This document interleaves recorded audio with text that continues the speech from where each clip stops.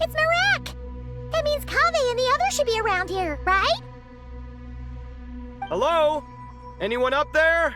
Can you hear us? Yeah, we can!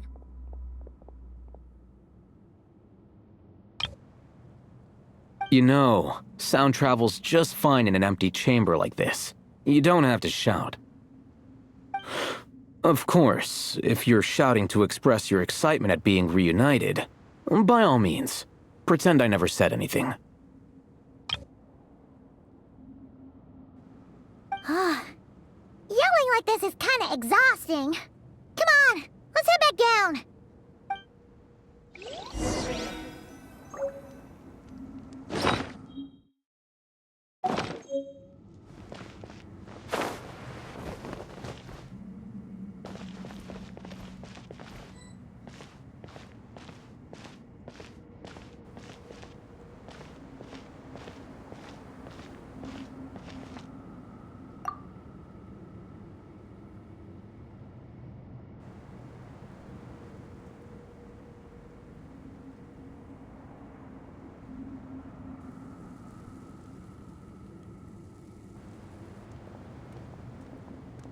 Wow, we all ended up in the same place, huh? Yeah, what a coincidence. Indeed. Or as I like to call it, the chai factor.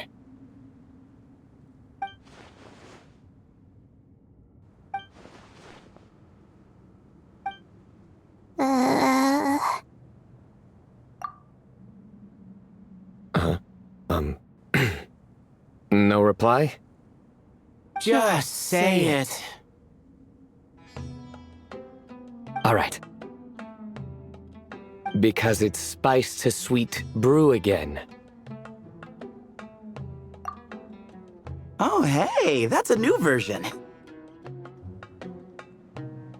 Wait, what? You've never heard that one?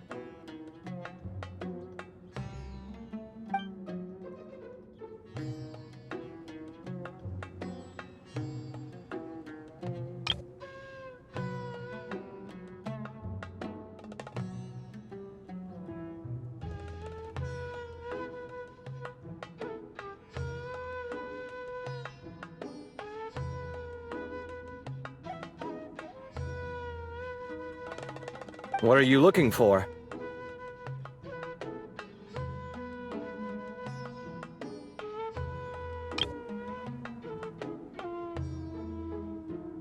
A place to sit and read my book. Oh, great. What else is new? Well, looks like everyone made it through unscathed. Let's take this chance to get some water, rest a bit, and discuss what we learned. Sound good? Yeah, let's debrief.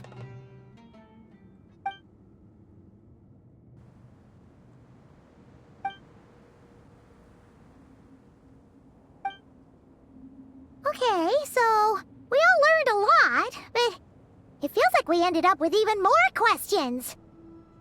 Yeah, but one thing's for sure. This place is tied to the Ibis King in some way.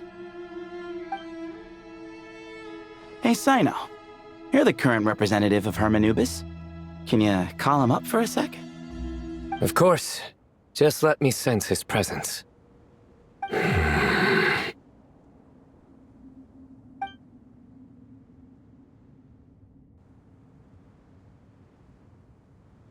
Just kidding. I can't sense him at all.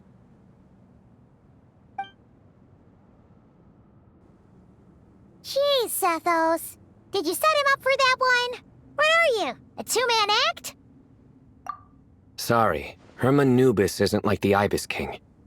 He can possess me, but I can't talk to him whenever I want. Oh, truly? Does that mean he's gone? I would have liked to reminisce about old times with him. Ah, the cat!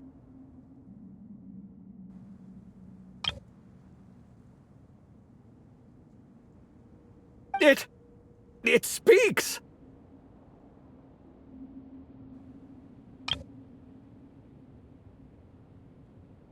Of course it speaks. In fact, it is not an eat at all. You do me a great offense. My apologies. Esteemed cats, sir?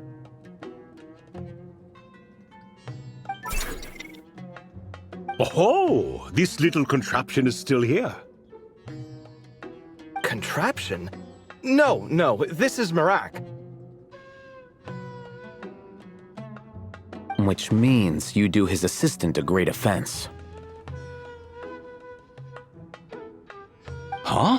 Well, I didn't mean... Well, I apologize.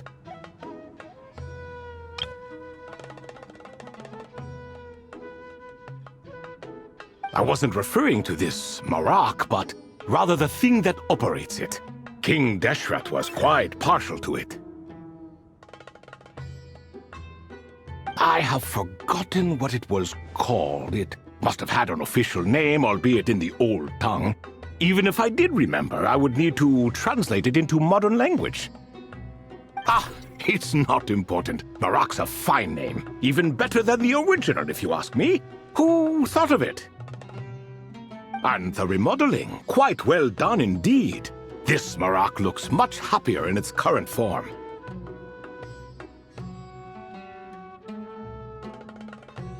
Oh, and the components should have model numbers written on them. You can look them up if you're curious.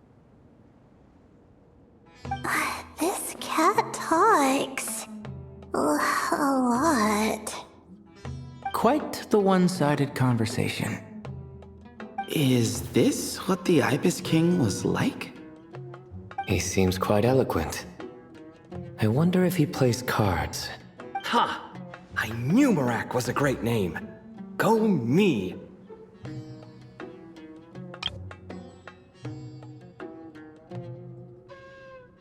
Let's see, what page was I on again? Should have brought a bookmark. That all went over Paimon's head.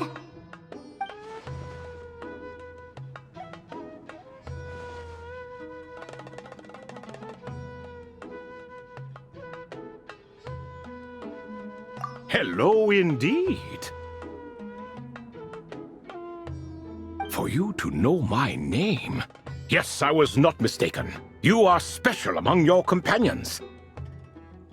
But you are all guests. It is only proper to invite you in. Come then, this way.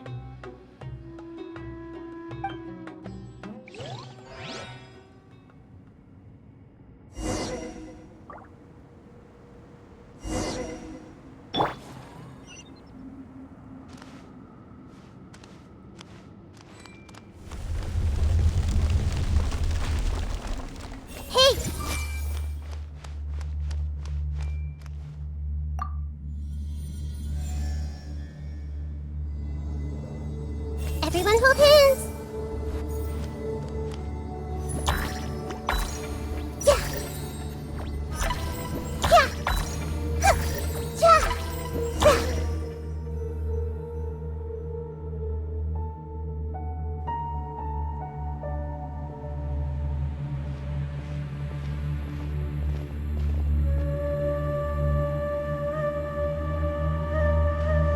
Welcome to my humble abode.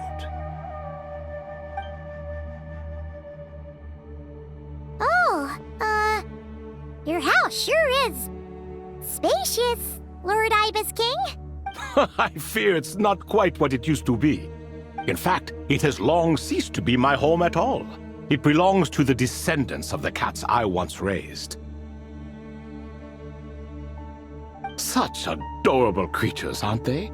Take the one I'm borrowing here, for instance. A chubby fellow with such lovely fur.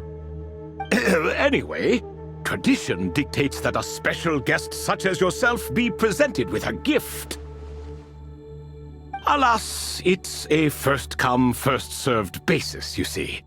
I fear with the passage of time, none are left. What? So the treasure's gone already? Treasure, you say? Not an inaccurate description. Yes, and no. I have the power to grant gifts inaccessible to the masses. The only requirement is answering a question. Not a bad deal, yes? Of course, my questions were given unto me by King Deshret, who in turn received them from the Mistress of Flowers. There are 3, and no more. What causes our rise and fall? What obliterates love and hate? What determines truth and falsehood? The more he talks, the less Paimon understands. I see. That must mean Gudars and Makaira managed to answer 2 of the 3. Ha ha ha! Another who understands. Oh, so that's the event those 2 slabs are depicting. Ah, priests and their records. A singular obsession, and quite boring, too. After being imprisoned within Aru, I could, on occasion, take the form of a cat to converse with those around me. But I despised speaking to them. No conversational skills whatsoever. Now, humans like you who stumble in here from time to time, you are much more interesting. Hold on! We're getting off topic again. The 3 questions you just mentioned? What are they for, exactly? Ah, that is a story that begins with King Deshret. And we're in for another long one. Nostalgia for the past is common to us all, is it not? And our king, he was such a proud, solemn man in those days. He watched us speak of the present and the future, of the wisdom we possessed or were about to obtain.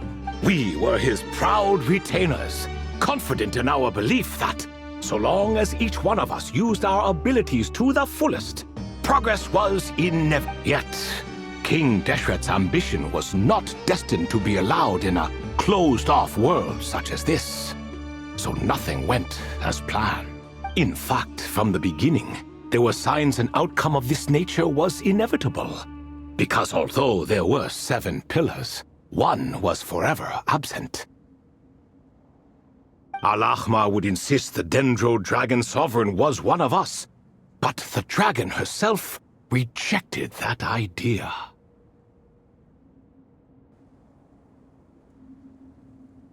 Huh. Like a card you can never seem to draw from your deck. More like a card that was never in the deck to begin with. Alas, that's just who Al-Ahmar was. There was nothing we could do about that. And I always preferred chess to cards. In the end, life grew unbearable for our king. But, of course, those who remain must continue to live. But subjects like us were less fortunate. After all, the fate of a retainer is decided by the king, including the chance to walk away. So it was then that King Deshret had Kroko, Goti, and I locked up within Aru, where we remain to this day. Krako. Goti? Ah, of course. You're more familiar with their full names. Sobek, the Crocodile King, and Hereshef, the Goat King. And let me tell you, when it comes to chess, Hereshef was a habitual backseat strategist, always spewing nonsense from the sidelines. Well, Sobek was all too quick to take his terrible advice, to the point where I was the one who got accused of cheating. Chess is an exercise in patience, and that man couldn't sit still to save his life. He could never excel at that game. In fact, neither of them were good at chess. Even so, we played together often. And since I was always the winner, we got along quite well. What are you laughing at? Were we not good friends? No one's laughing. Paimon would never. No, not you. It's Goatee. He's laughing for no reason again. Can you not hear him? Ah, right. Of course you can't. The two of them are inside Aru, as am I, so only I can hear them. What is even going on here? Has he, like, started to lose it after being trapped for so long? That does happen to prisoners serving life sentences. Speaking of which, how's Azar doing these days? I doubt he's doing much of anything. Just what I wanted to hear. What is the meaning of this? You doubt my words? I have half a mind to not talk at all. Oh, no. They're not questioning you, Lord Ibis King, just discussing other things. Please, continue.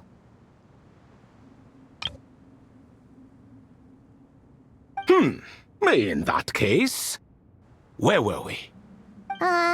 Getting to the part about the 3 questions. Hopefully. Ah, yes, we're almost there. Before I entered Aru, King Deshret said I could be released from my eternal seal if I chose humans who could provide the correct answers to those 3 questions. The first person who caught my eye was Gudarz. I asked him, "What causes our rise and fall?" He answered, "Conspiracy and betrayal, for it renders the righteous and wise unable to succeed, and thus nations fall." I found his answer quite interesting, so I bestowed upon him the power to deceive.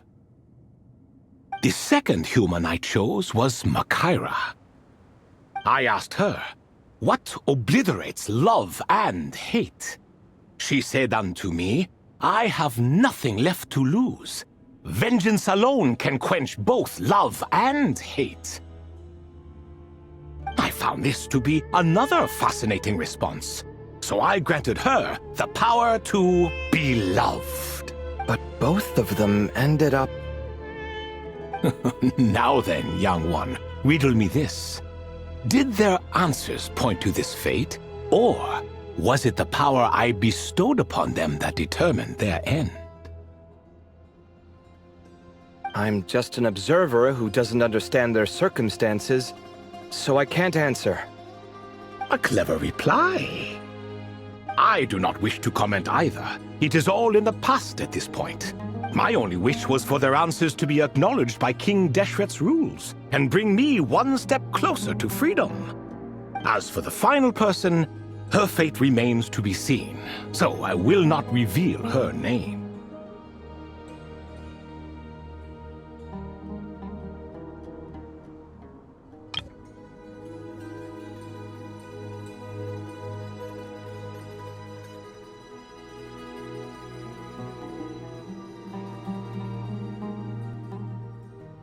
What determines truth and falsehood? What causes our rise and fall?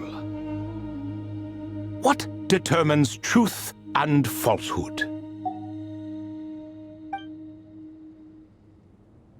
I asked her, "What determines truth and falsehood?" and found her answer quite compelling, so I bestowed upon her a gift to match. As you can see, however, I have not been freed, so it's clear the answer she gave at that time was wrong. But, alas, 3 people were chosen, and 3 questions were asked, so now all I can do is wait.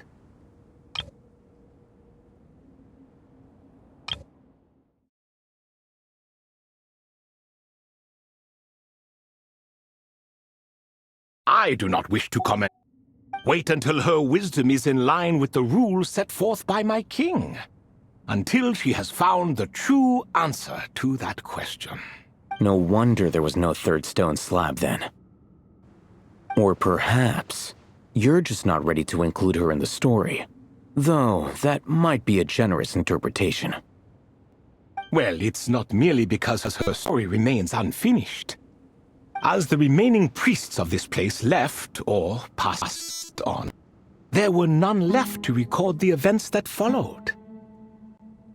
Besides, stone slabs are few and far between in the Great Red Sands. In the sprawling desert, Very few things or people even manage to leave a trace.